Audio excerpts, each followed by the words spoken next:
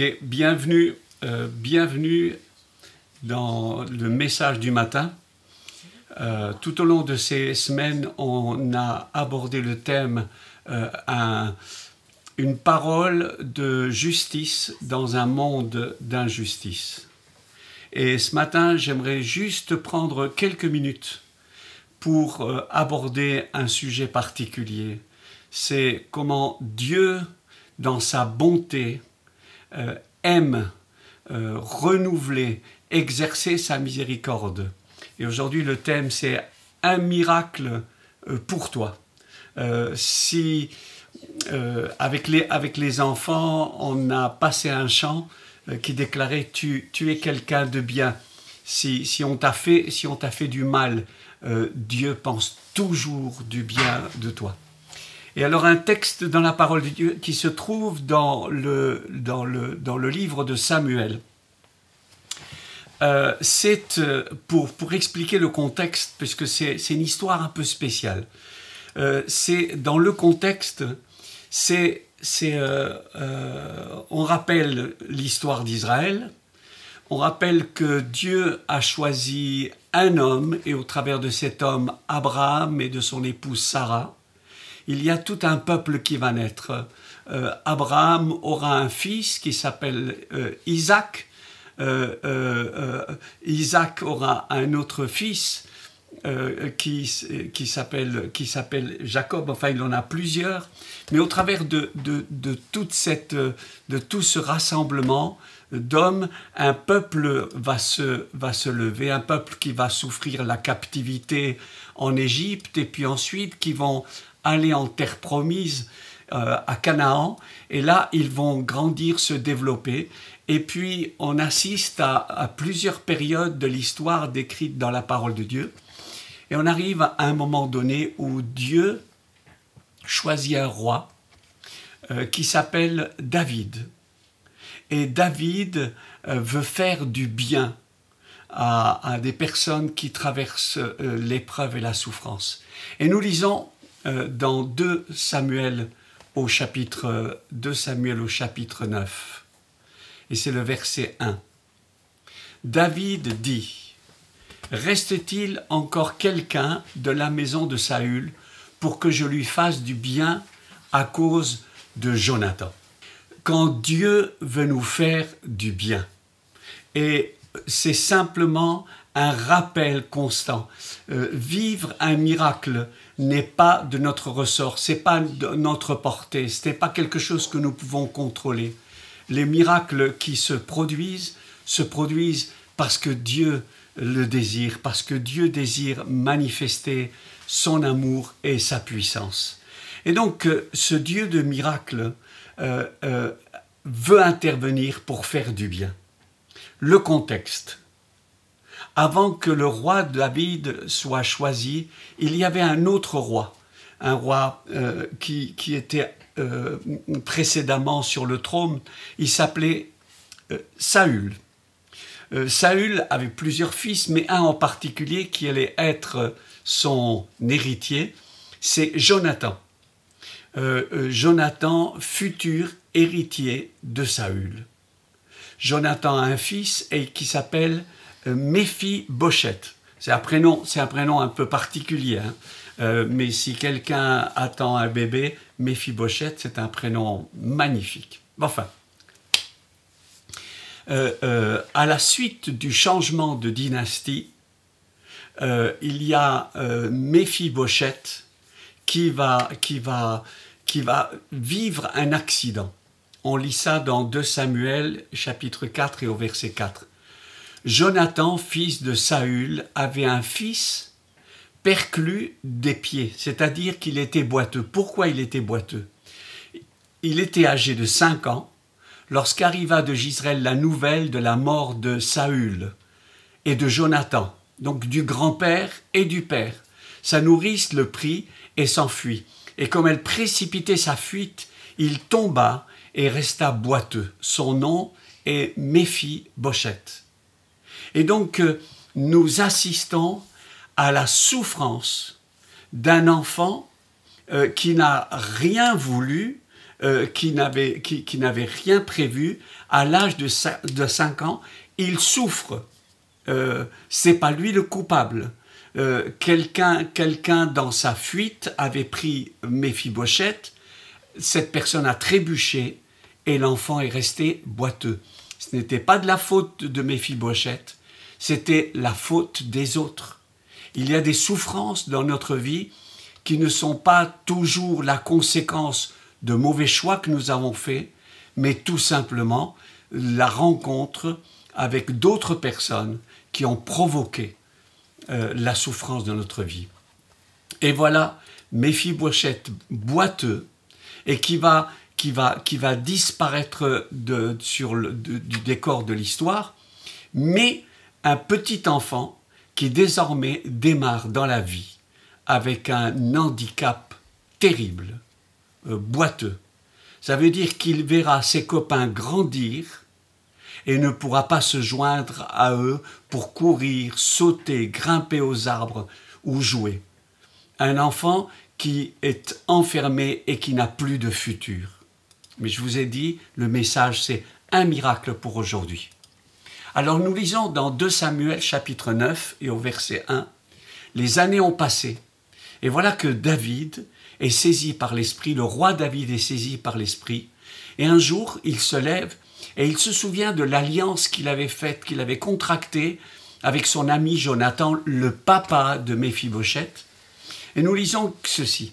David dit, « Reste-t-il encore quelqu'un de la maison de Saül pour que je lui fasse du bien à cause de Jonathan ?» Il y avait un serviteur de la maison de Saül nommé Tsiba, que l'on fit venir auprès de David. Le roi lui dit, « Es-tu Tsiba » Et il répondit, « Ton serviteur. » Le roi dit, « N'y a-t-il plus personne de la maison de Saül pour que j'use envers lui de bonté de Dieu ?» Et Tsiba répondit au roi, « Il y a encore un fils de Jonathan, perclus des pieds. » Le roi lui dit, « Où est-il » Et Tsiba répondit au roi, « Il est dans la maison de Makir, fils d'Ammiel, à Lodébar. » Le roi David l'envoya chercher dans la maison de Makir. Verset 6, « Et Méphibosheth, fils de Jonathan, fils de Saül, vint auprès de David, tomba sur sa face et se prosterna. David dit, « Méphibosheth. » Et il répondit, « Voici ton serviteur. » David lui dit, « Ne crains point, car je vais te faire du bien à cause de Jonathan ton père. Je te rendrai toutes les terres de Saül ton père, et tu mangeras toujours à ma table. » Il se prosterna et dit, « Qu'est ton serviteur pour que tu regardes un chien mort tel que moi ?» Le roi appela Tsiba, serviteur de Saül, et lui dit, « Je donne au fils de ton maître tout ce qui appartenait à Saül et à toute sa maison. Tu cultiveras pour lui les terres, toi et tes fils et tes serviteurs, et tu feras les récoltes afin que le fils de ton maître ait du pain à manger. Et Méphibosheth, fils de ton maître, mangera toujours à ma table. Ton serviteur fera tout ce que le roi mon seigneur ordonne à son serviteur. » Et Méphibosheth mangea à la table de David comme l'un des fils du roi. Verset 13. Méphibosheth habitait à Jérusalem, car il mangeait toujours à la table du roi. Il était boiteux des 2 pieds. Alors, un miracle pour aujourd'hui. Comment vivre un miracle pour aujourd'hui? Premièrement, et c'est très important de le rappeler, le miracle, c'est pas moi qui l'initie.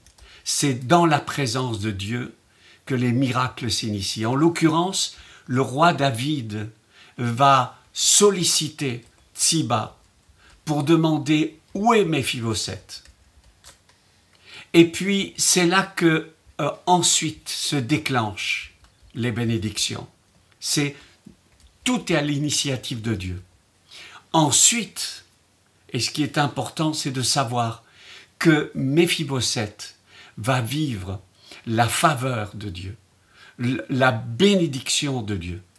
Donc imaginez, nous lisons que Méphibosheth était dans un village qui se trouve, je cherche au verset 4, il est dans la maison de Makir, fils d'Ammiel, à Lo-Débar, un village qui s'appelle Lo-Débar. Lo, en hébreu, c'est non. Débar, c'est parole. L'endroit où on ne parle pas. Dans un autre texte, Lo-Débar signifie un endroit stérile, infructueux. Quand on traverse la souffrance, qu'on n'est pas responsable, qu'on est victime, on se trouve dans l'endroit de l'incommunicabilité, l'endroit de la solitude, l'endroit du silence, prisonnier. Et puis, évidemment,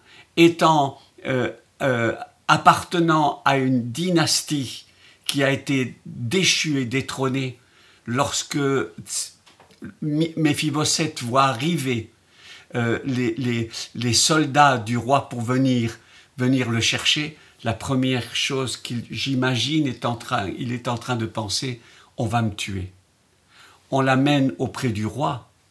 C'est un homme tellement affecté, on lit au verset 6, il tomba sur sa face et se prosterna. Au verset 7, David lui dit, ne crains point, car je veux te faire du bien. Et au verset 8, voilà ce que Méphibosheth dit. Qu'est ton serviteur pour que tu regardes un chien mort tel que moi? Vous imaginez une vie détruite, une vie blessée, une vie comme on a entendu dans un petit chant avec les enfants, où on entend des pensées qui nous disent « on n'est pas bien, on ne vaut rien ». Et voilà que le roi lui dit « non, je vais te relever ». Le miracle aujourd'hui, c'est que Jésus veut nous relever. Jésus veut nous guérir. Jésus veut nous délivrer. Jésus, c'est la grâce de Dieu qu'on a besoin de rencontrer par la puissance de son esprit, et c'est à ce moment-là que le miracle se produit. Quel est le miracle? Le miracle se trouve au verset 13.